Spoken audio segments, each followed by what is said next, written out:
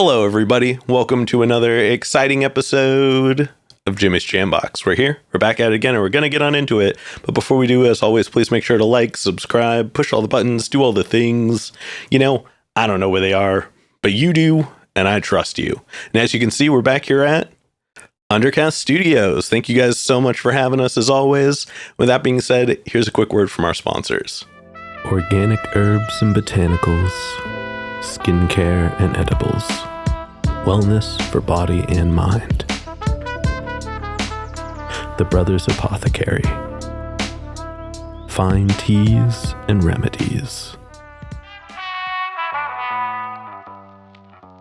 Ronald Records, from indie gems to classic hits, discover the heart of local music. With live shows all the time, up close and personal, and regular releases on their in-house label. Ronald Records, supporting the community, one track at a time. All right, thank you all so much for watching again. Shout out The Brothers Apothecary, Ronald Records, and Portland Water. Thanks for keeping us hydrated. And with that being said, let's go ahead and get on into it. Here is today's guest. Hey everyone, this is Beserat Tafesse. Hello. Hey. Thank you so much for joining us. Yeah, no, glad to be here. Yeah, why don't you tell us a little bit about, who you are, where you're from, what you do. Give us that, Tinder profile of your involvement with music. Yo, Tinder profile, that's wild. I haven't had to fill out one of those in a long time, and I'm super stoked about that. Yeah, about me, Beserat Tafesse, or Bezi. Mm-hmm. From the area, from Redmond, Washington. Okay. Yeah, which is, it's cool, I guess. It's a suburb. Yeah. Right? Yeah. But yeah, I'm from there. I was born and raised there. Both my parents are Ethiopian. They're both immigrants. So I have that background, Ethiopian immigrant parents, mm-hmm. First generation American. Mm-hmm. Yeah, and I grew up in Redmond. Went to college around Ellensburg to Central Washington University. Mm-hmm. Did my master's in jazz in New York. Oh, dang. Yeah. It's been a lot. I was out there for about 6 years. Okay. Yeah. And when did you move back to here? 2021, right after COVID. Gotcha. Okay. Yeah. There's a lot of things in there, Oh yeah, for sure. We don't have to dig too far into that it's one. Okay. But yeah, and now I'm here. I teach trombone at the conservatory in the city area, Cornish College of the Arts. Mm-hmm. I hope it's called that. Everybody knows. It's called Cornish though. Yeah. I'm like, oh yeah. I know there's other words afterwards. Mm-hmm. But yeah, I teach there. I have my own private studio. Play gigs around the city. I'm in bands that tour around the country. Mm-hmm. Not my bands. I'm in bands. Let me rephrase that. Gotcha. My own quartet that has been doing a lot of cool stuff in the city. We, played Earshot Jazz last year, and we did. We were nominated twice for an Earshot Award for Best Acoustic Ensemble in the Northwest. Man, that's exciting. Yeah, it was pretty cool. I was like, and that was probably the first 2 years I had the ensemble. So I'm like, okay, things are cooking. We got an EP recorded, kind of like EP pseudo documentary. Still kind of the idea it's been a wild journey, that one. I gotcha. But yeah. Well, we'll dig into more of what you're doing with music in the present day in just a moment. Sure. But let's jump back to the beginning. Yeah. What got you started into music initially? Oh man. I think my I grew up with four siblings total. I guess 3 siblings, 4 of us total. Mm-hmm. And we had a lot of music just growing up. My oldest sister was always she was always musical and artistic, and kind of got us to do a lot of musical and artistic things together. So I always had that around. We were singing tunes, we were trying to harmonize together. So I had that growing up. I had a lot of music just playing at home too. Mm-hmm. Granted, my parents aren't really musical in any way, shape, or form, but they did a lot of music stuff. Gotcha. They had music I remember NPR always on, jazz was always on. Mm-hmm. We had Stevie Wonder on. We had a lot of Ethiopian jazz artists like Mulatu Asatke was on in the house, or even just old school traditional Ethiopian music. Mm-hmm. Playing in the car all the time. So it was always around. Gotcha. A lot of appreciation for music. Oh yeah, definitely. Yeah. A lot. It was just always there. And then I don't know. I think I grew up. I was I guess side note, I didn't really talk for a long time. My first words were when I was 3 or 4 years old. Oh, interesting. And I was always really awkward. Really awkward. Eye contact was something I had to practice. Mm-hmm. Anyways, that's just a side note. I don't know, but because it does tie into my story. Don't get me wrong. Yeah. There's a reason. So anyways, I was an awkward kid. Mm-hmm. The kid that didn't talk much, the kid that didn't really know how to engage with people socially. Mm-hmm. And then, there was like the school band, right? The school band was around, and they did this presentation, like, here's all the instruments, and you could play one of these. I was like, oh, that's kind of cool, I guess. And then the thinker was, and if you stay in band till high school, you get to go to Disneyland. Okay. Yeah. Oh, they were out there pitching that to kids in elementary school? Well, that's how you get a band program. Whoa. And it worked. Oh, that's such a good idea. I know. Yeah. And the amount of kids that would sign up after that moment. Mm-hmm. Yeah, of course you're going to sign up. Now I was one of those kids. Yeah, I signed up. I was like, I wanted to play saxophone. They gave me a trumpet. But yeah, and then, I don't know, I really fell in love with just making music. I just always played melodies on my trumpet, and granted, now I play trombone, but I just always did a lot of music stuff. Gotcha. And it was always like a fun thing to do. I was always like listening to records, got me into jazz, because I'm like, where do you hear trumpet players? Usually you hear them in classical music, and I mean, you hear a lot of genres, but like I was showing a lot of jazz and classical music. I got really into jazz. I think where they get to be in the front a little bit more. For sure, 100%, exactly. Yeah, they're not just a supportive role; they're kind of like the prime part of it. They can be a lead instrument. Exactly. Yeah, horn. That's like one of the few genres where horns are like they're like a primary instrument, part of the front.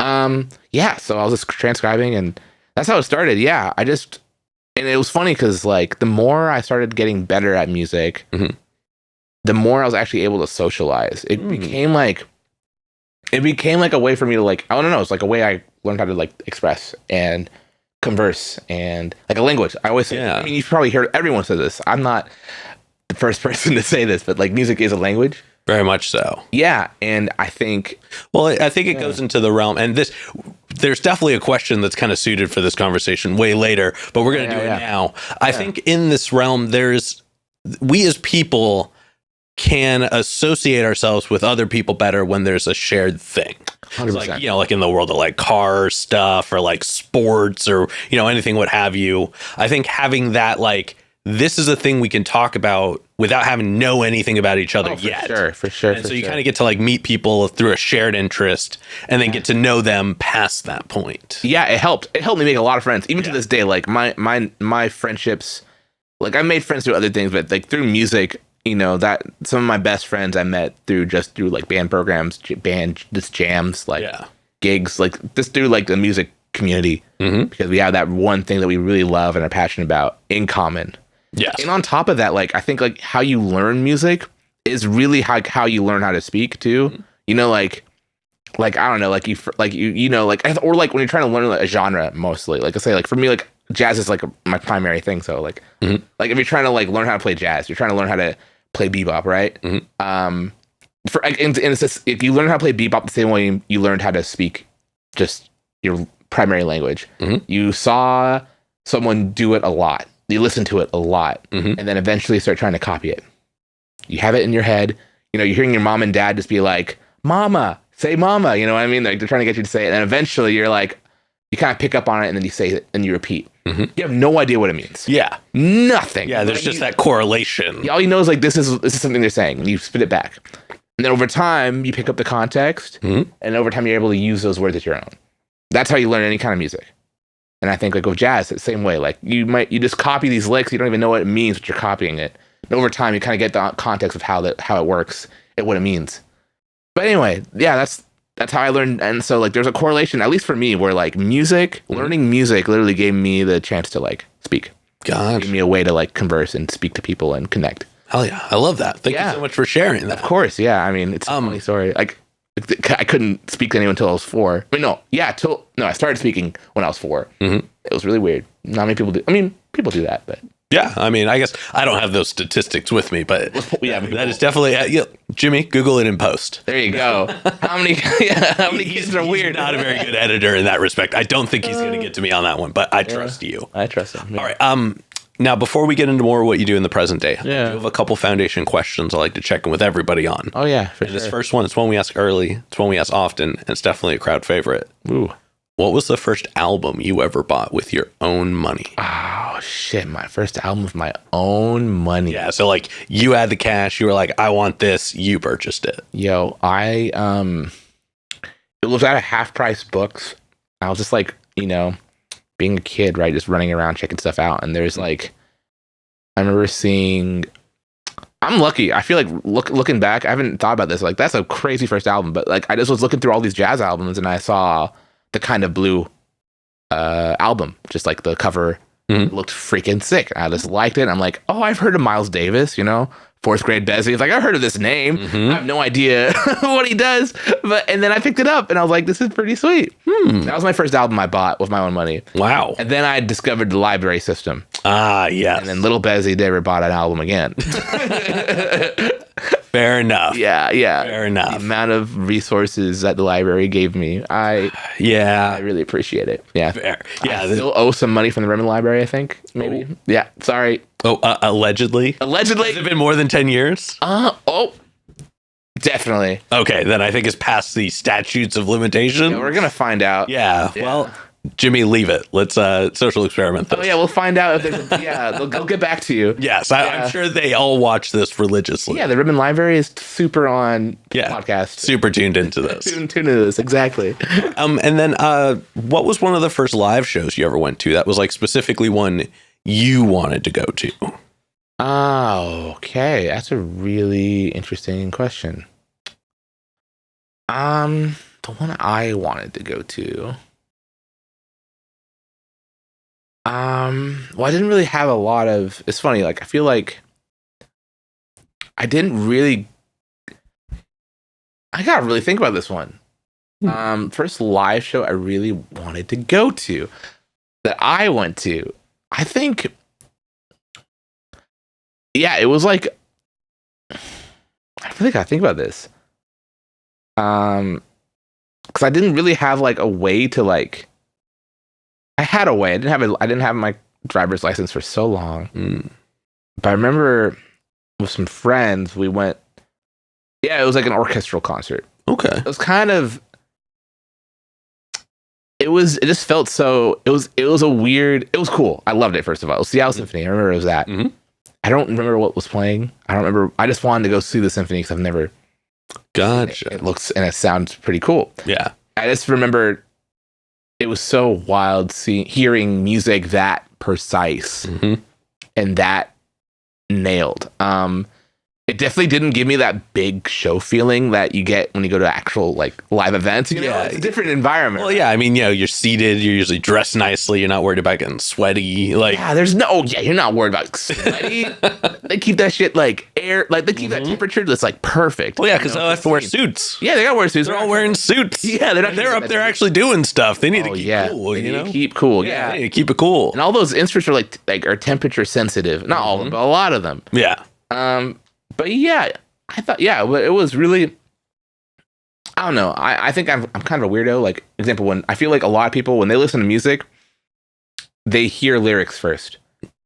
I'm not that way. No, good. I respect that. No, I never, lyrics never got, I mean, they're there. They're there. Yeah. And like, maybe after like the 50th time, I'm like, these lyrics are hip. I'm like, I get it. Okay, there's lyrics. That's cool. That's not what really ever drew me. Like, I'm a big fan of instrumental music. So like, I don't know, the orchestra really like was like kind of like that first like dive into like, what does this like sound like at a high level, and what does that mean for me? Like, how does this make me feel? And I was like, it really drew me in. Like, so I became like a real classical musician for like a big chunk of my like younger adult life. And how old were you when you saw that? I was like 12, 13 maybe. Okay. I went with some friends and like some like my parents brought me out. Yeah. So how long had you been playing trumpet by that point? At that point, I just started maybe like a year ago. Okay. So it was like early enough on in your like music experience where you were like, oh, I need to see what I'm doing on a larger scale and like impactful enough still to be like, oh, that's what it looks like next. It was pretty sick. Yeah. And I was like, whoa, this is awesome. Yeah. Huge. So I just like at that point I started. Eventually I stopped playing trumpet. Played this thing called the euphonium. I don't even know what. It's like a mini tuba. Interesting. It's all the wind. It's like in wind ensemble. So it's like in like concert bands, like President's Own. All the military bands have like a euphonium, like 2 euphonium players in there. And it's a really pretty instrument. It's literally comes from the word euphoric. Right. It's literally like it's like listening to a cloud, a really pretty cloud, just like fills up. It's a really beautiful instrument. That's like the coolest description of anything I've ever heard ever. Yeah, there you go. But also, there's no work. No one knows what a euphonium is. Everyone's like, "What? That's amazing." They were all made 10,000 years ago. It's like they're like, "You, Dr. Seuss made that up. You didn't. That's a lie." You pulled that up from Dr. Seuss. Yeah. But yeah, I got into that. But yeah, that's where. But yeah, I got into classical music for a long time because of that, and I still really do appreciate it. I just, I don't know. I feel like it's kind of like a similar conversation you could have with jazz. Like classical music it's like so beautiful and it connects to people, but I don't think it's not in the common sound, the zeitgeist, whatever you want to call it. So like people, if you really want to connect to like people here, it's like you got to work really hard. Not just hard. It's just like almost impossible in some ways for people to connect to classical music in the same way they can connect to like hip hop or rock or like something that's happening now, and also kind of got boring. I don't know, to play all the time. I mean, that's fair. I mean, it is somewhat like, while it's still very musical, very beautiful, it is a little bit more like systematic at a certain point. Yeah. And also it's been around for a long time.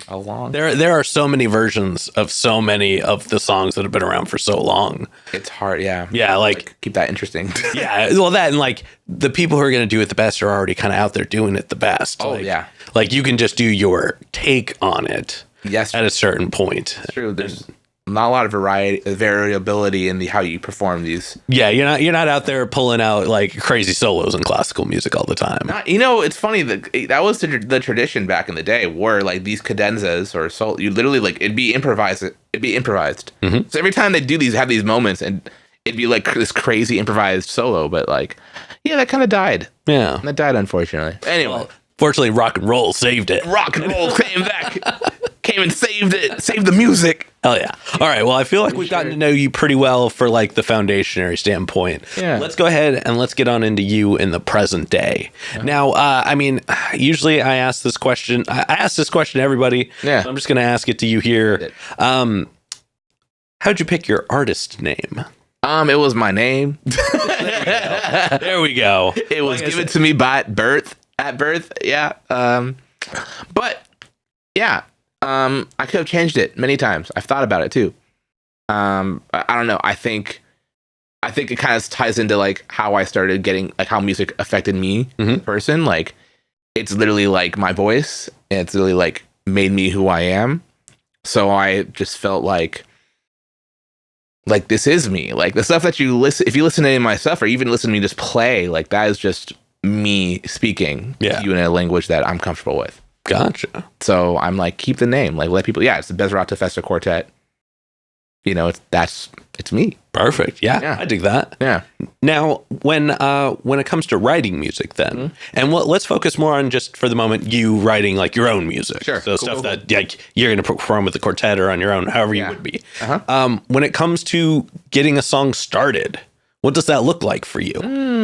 I mean, I feel like multiple ways. Sometimes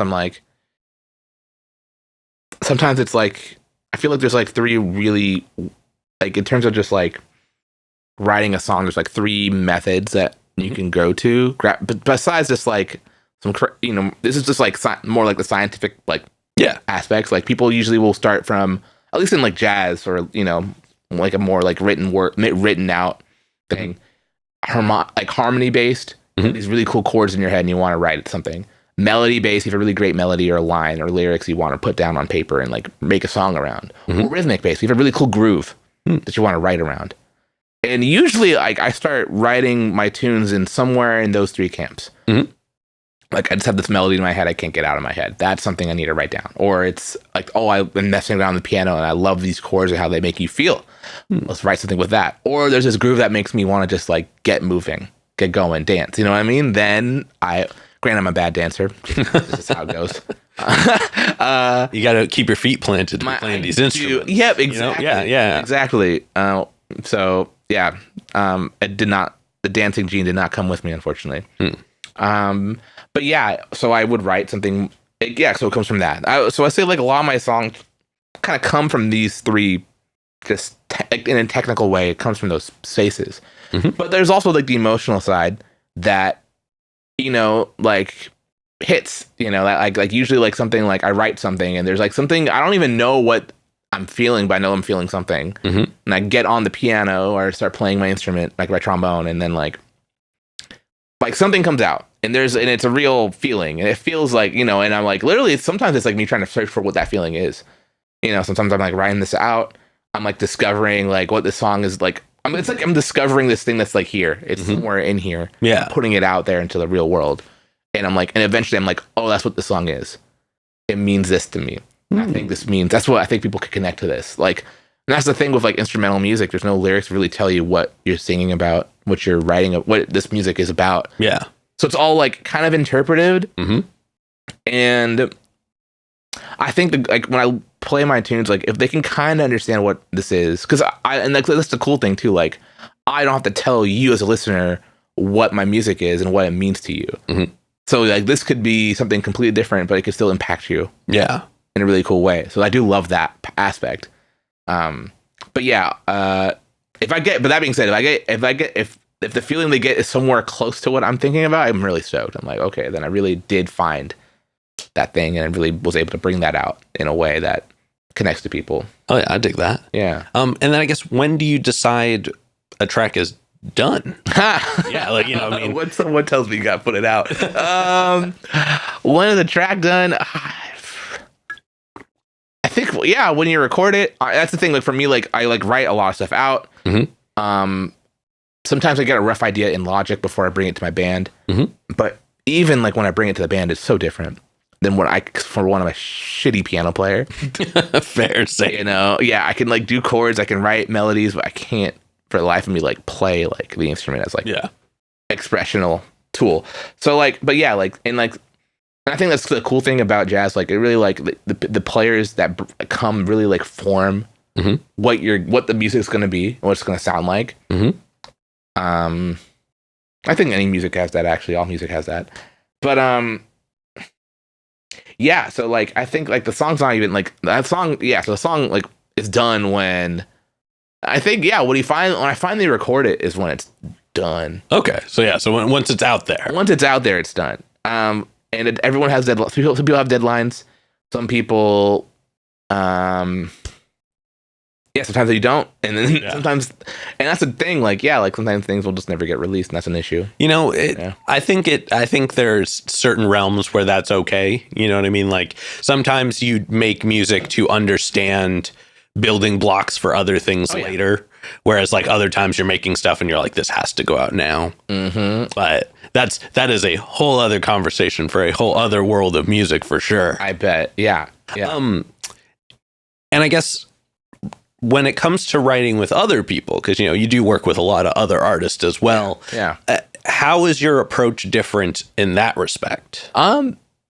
It depends in the scenario, of course, but in most other genres of music, horns are like a really supportive thing. You know what I mean? So I have to really think differently 100% from like my natural inclinations of like, okay, now the trombone player is going to take the melody. We're going to be the whole star of the show. Like that doesn't really happen in like any other genre. I mean, salsa is a big thing. Anyway. So it's really supportive. I'm like thinking, what's the best thing I could do to help support what's happening in the music? Like, what's the best way? Like, how can like a brass section like fit with this like really, you know, this like folk tune? Yeah, you know, that like fills up and warms up the sound a bit. It's so when I'm usually collaborating with other people, it's more like it's supportive. Yeah, you know, I'm definitely like a support role, and it kind of I mean, luckily, like I kind of have my head around it. Yeah, I've done it for so long.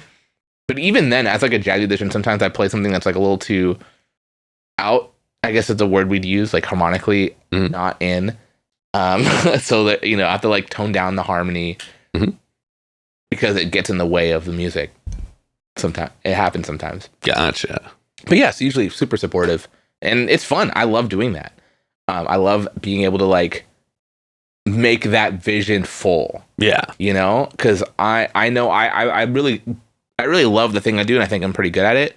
But there are, you know, but like I I could never write like a really amazing like country song or like an amazing funk. Maybe if I can write a funk tune, but not like a soul tune, not like a an R&B joint. I can't really do that, but if I could support in any way to make that happen, I feel really. It makes me feel like it helped me feel. I feel cool doing it. I feel it, and that's cool that I can help tunnel that vision in a good direction, you know? Yeah. Well, I mean, given like your classical background that you grew up with, like the supporting role is very common, and at least in your existence. Mm-hmm. And also, I think it's a good duality to have to switch between being a lead in your instrument and a supporting element in your instrument, because you really kind of get to learn what goes away when you move from one to the other and how it has to be filled differently. Yeah. Very true. Yeah. Very true. Oh yeah, I dig that. Yeah. And actually, you know, I did jump on ye old SoundCloud and I checked out some of your music. Okay. And I gotta say, it's really cool. Oh, sweet. I really dig it. I mean, you know, I obviously my regular listening is not quite in that on the daily. I bet. But I've been around a lot of different music for a lot of my life. And I just thought it was all really engaging. It didn't feel very repetitive. It didn't feel like overly stuck in one place. And everybody that you were working with on it, they all seemed equally talented. They all seemed like equally passionate. There was really like a respect for the music that was happening. That's good to know. Yeah. I mean, I play with badasses. I mean, clearly. I always try to get people, I don't know. Yeah, I try to always get people that are like better than me. That's my goal. I mean, that's a good goal to have. Yeah. I will say the track Burnt Sugar. Yeah. Oh my God. That one's fun. Dude, that big fan. Thank you. That one is a super rad track. I'm glad you dug that one. Yeah, that one's like some like old Blakey vibes. Mm-hmm. Yeah, I'm glad you dug it. That one's fun. Yeah. I spent a lot of I think like, I always write I always write my songs when I'm like, I don't know how to describe it. Some of the times I'm writing tunes. Never mind. I don't say this. Yeah, just like I was really into Blakey, so I wrote that tune. You know what I mean? And if you listen to a lot of Art Blakey, you know, like literally, like I literally told my drummer, like play. You know, this is like Blakey Latin. Mm-hmm. You know, it's not like a Latin. It's not like pure Latin, but like Blakey plays Latin this way. That's like really like kind of swung a bit. Yeah. No, I got you. And it worked. It is super rad. Thank you. But I am curious to know, out of all the tracks you have available that like people can check out, what are some of your favorite ones to play? Oof. I think Slip Away is my favorite. Mm-hmm. And I usually put it in a spot where I really want to kind of like bring the tension forward. Mm-hmm. You know, like really, it's like all of a sudden like everything kind of comes into like this spot right here. Yeah, brings everybody's focus into one place. Yeah, and because that tune does that. It's a really, I think that's like the most like emotional tune I've written so far.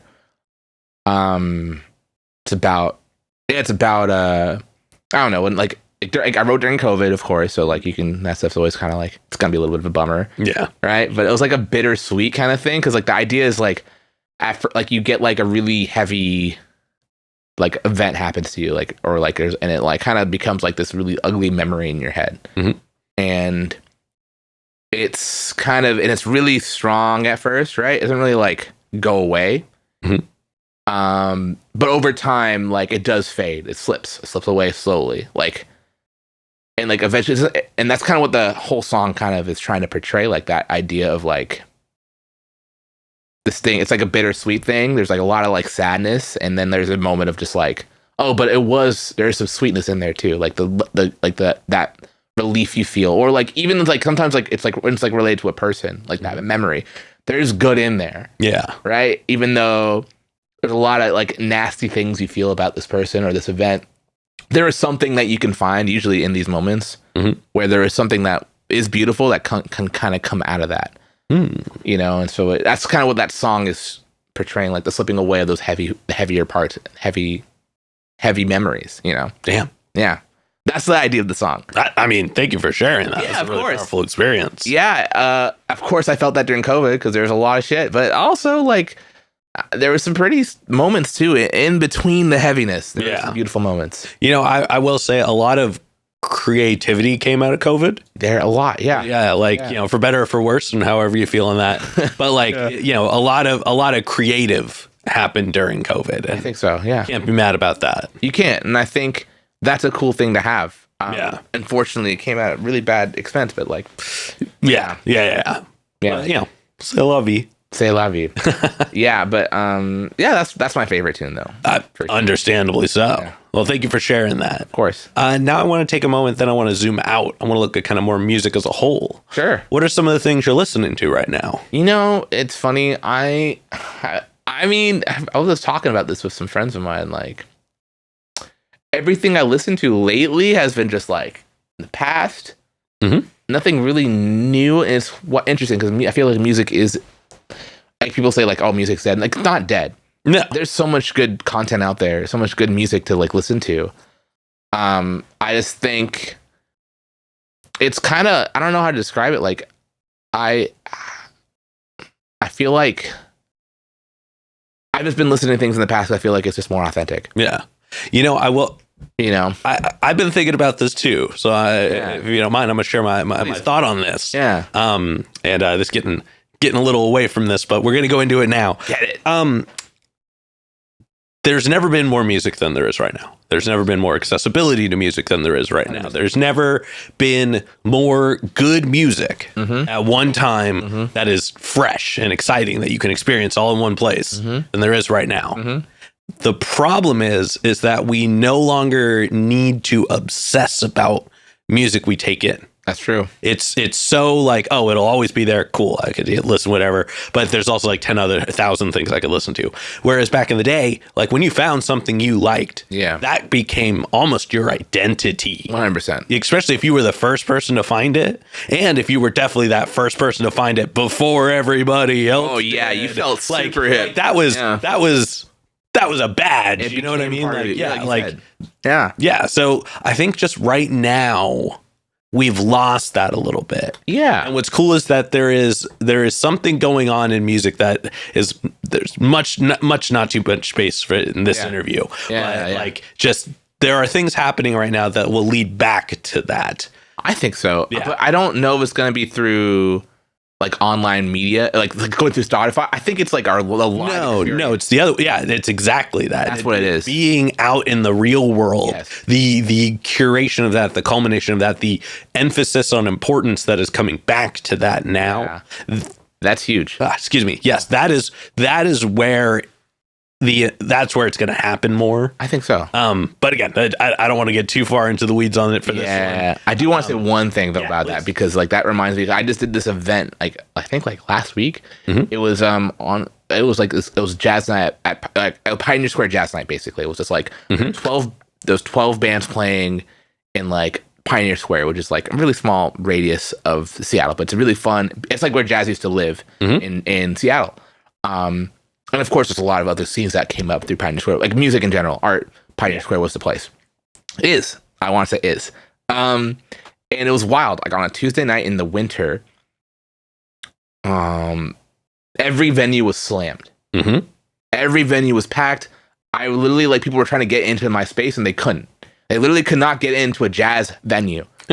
You know how weird that was for local Seattle jazz? I mean, it was awesome. I was like, and like every venue, every person that played there, every venue I got to see after my show, because it was happening from like 6 to like, the shows were happening from like 6 to like 11, and then there's a jam session at night. Yeah, slammed. You could not fit in for jazz. That's right. Tuesday night in Seattle. It was beautiful. Yeah. And on top of that, I remember there was a jam session that was happening afterwards. There, like, it's on my. I took a little video. It's on my Instagram. There was a line around the block to get into a jam session. Whoa!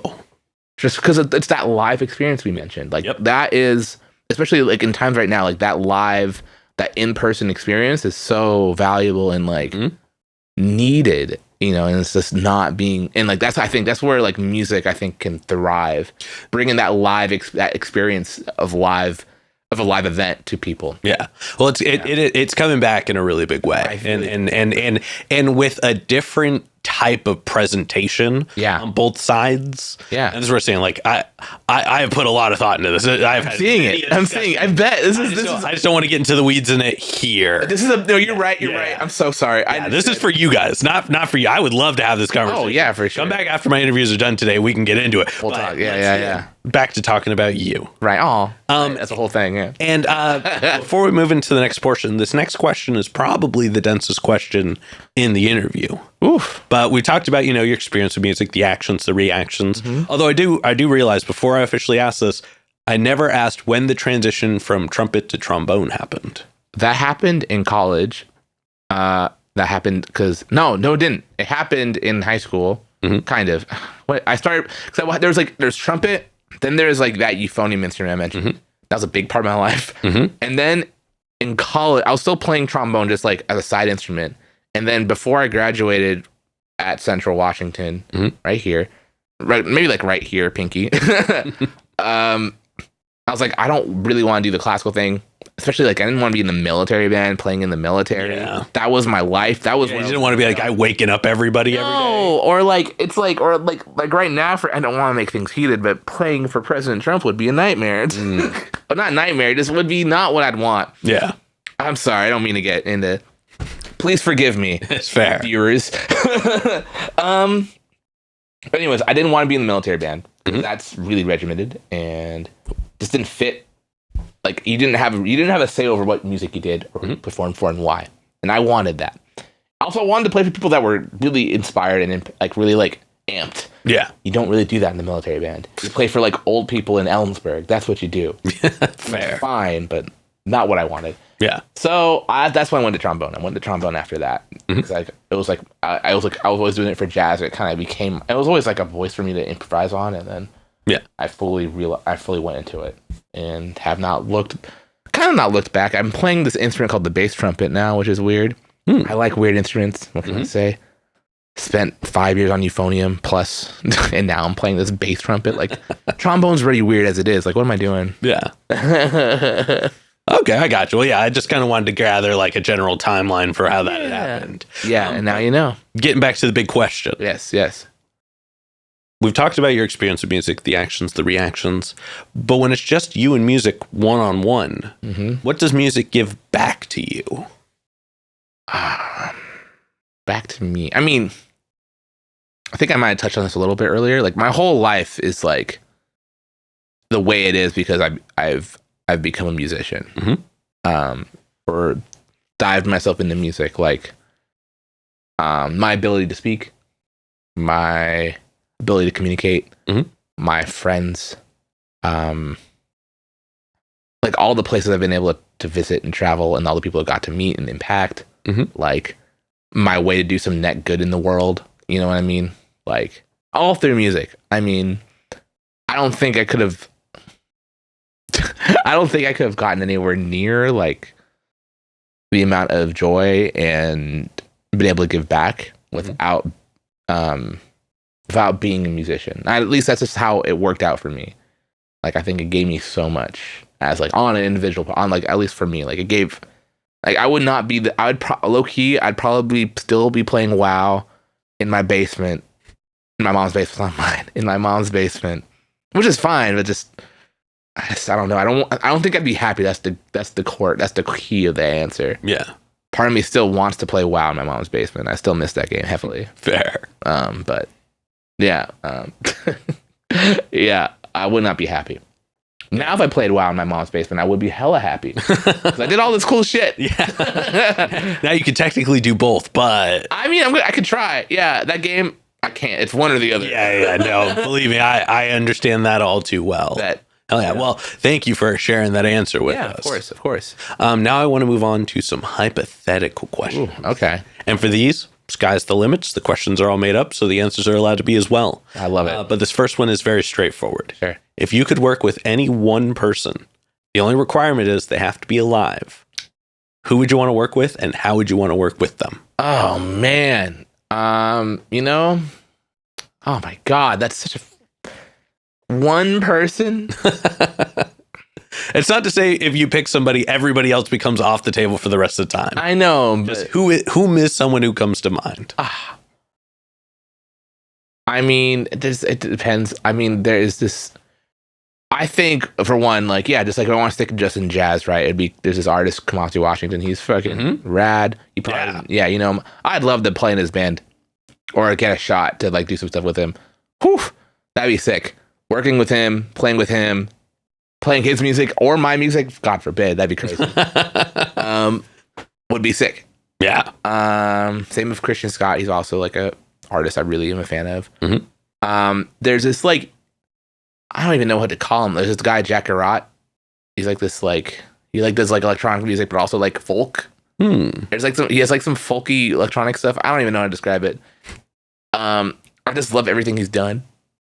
And I would love to like, I think I think I saw a post one day. He's like, yeah, I really want like a brass band to play with my stuff. And I'm like, I'm a brass band. I could be a whole brass band. I will brass it up. Who else? But like, it has to be alive. So, and like low key, like one of the like pop stars I'm really into, well, not really into, but I really think is awesome. Like Billie Eilish would be cool to work with. Yeah. Just to get in her musical head. Mm-hmm. I don't even know if I could even help.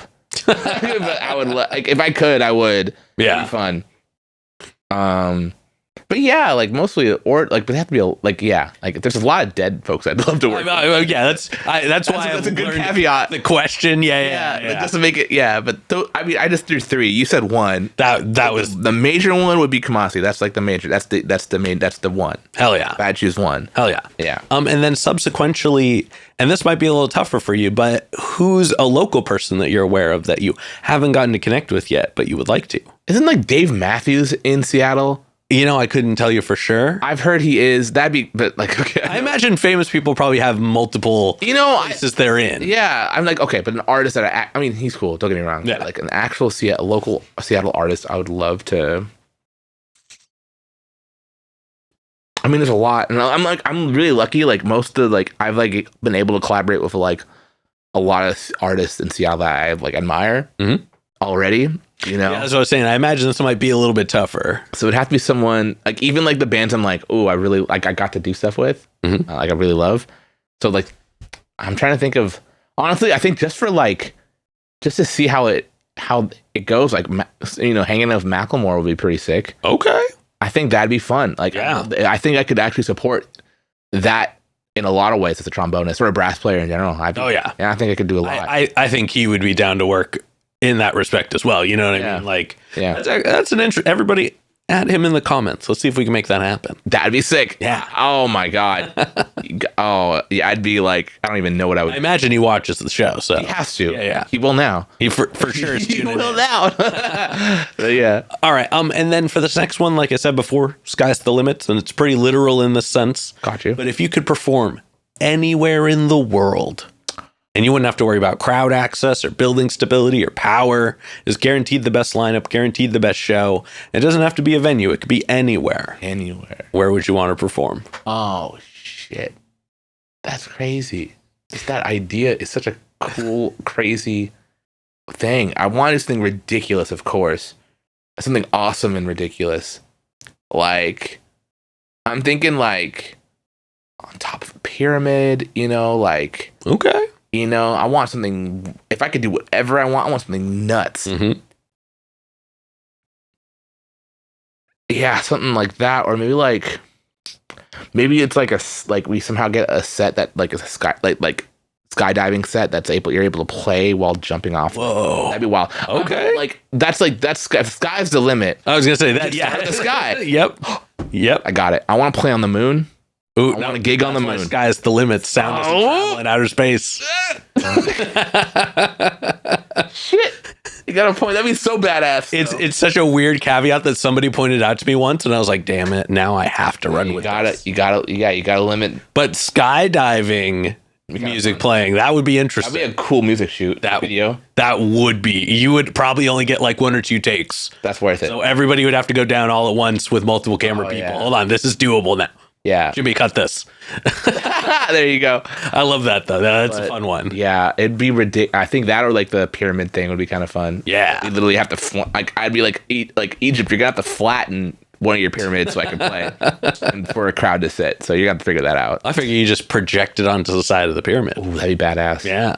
Yeah. I mean, it'd be hard to see everything from an angle, though. I was thinking it'd be cool to have one where it's like, those like big metal balls that like the motorcycle guys ride around in. Oh, cool. Like a suspended stage where it's just that's happening. Badass. Yeah. Badass. Yeah.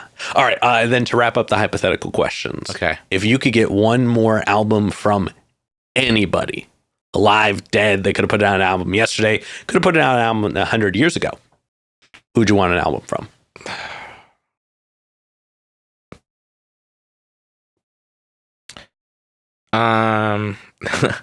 This one is like definitely just selfish and just for me. There's like an answer I feel like for the world would be like needs another album, I think, from either David Bowie or Michael Jackson. Those two would be. But for me, selfishly, there's a trombonist that's still alive. His name is Elliot Mason. He's like the most amazing trombonist I've ever listened to. He has like one album out. He's still alive. But he has two albums with his brother that they did like a jazz quintet. And he did like his own jazz like album. I thought it was sick. I want another one just for me to like absorb more of his knowledge, his like style of playing. Like probably one of the most unique jazz trombonists alive. And he's under the radar. I know he's not under the radar, but I feel like compared to like his skill, I think there are some people who just, when they're known that well, they never really like need to put out stuff. No, like the average person would have to. No, because they're not, their phone's ringing. Yeah, no, the homies he's like one of the trombonists in the Lincoln Center Jazz Orchestra, which is like Wynton Marsalis's band.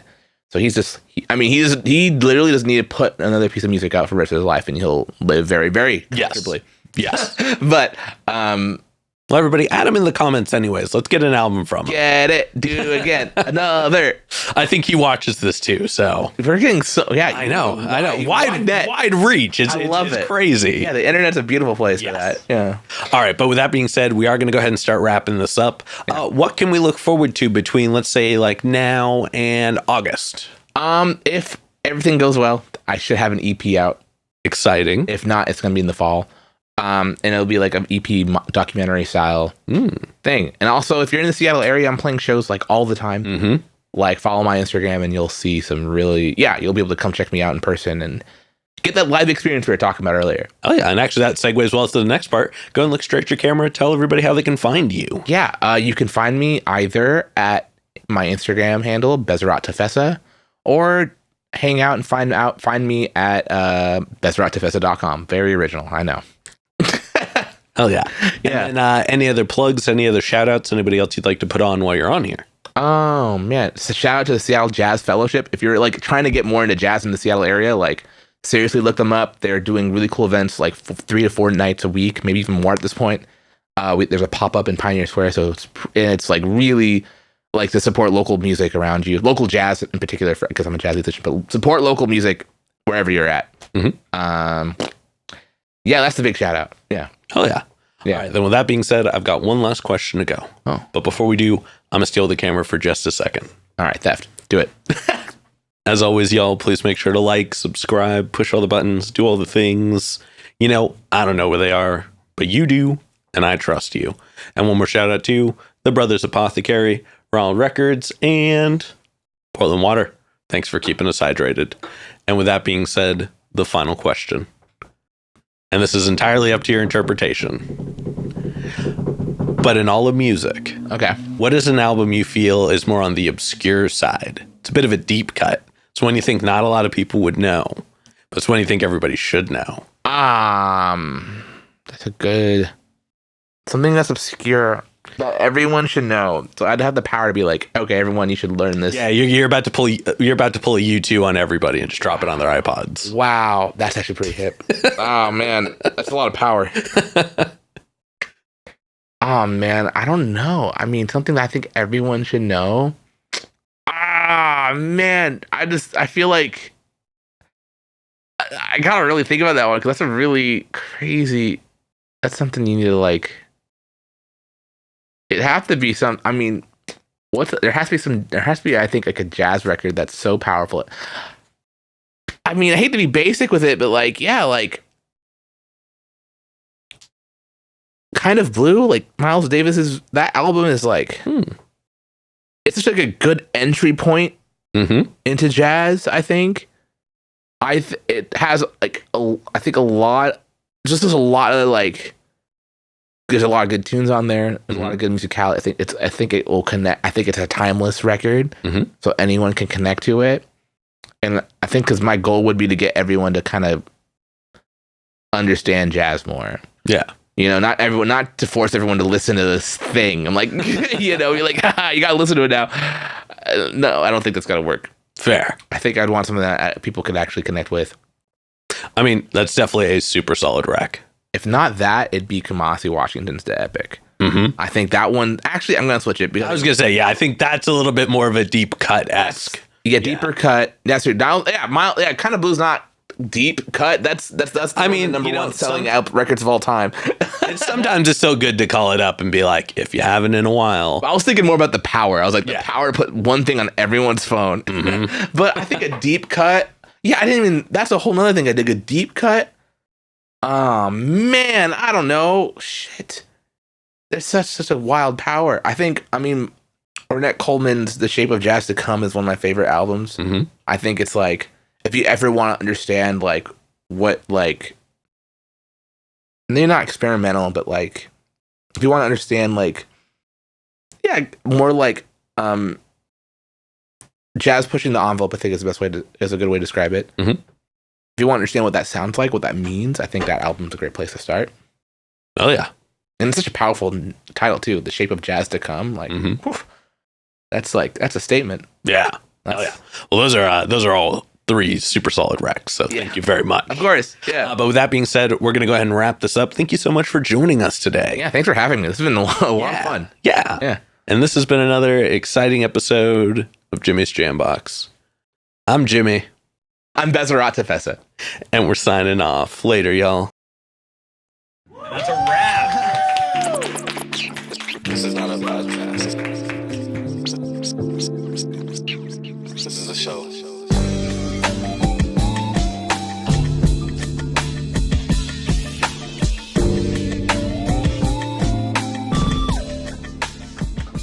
Keep jamming.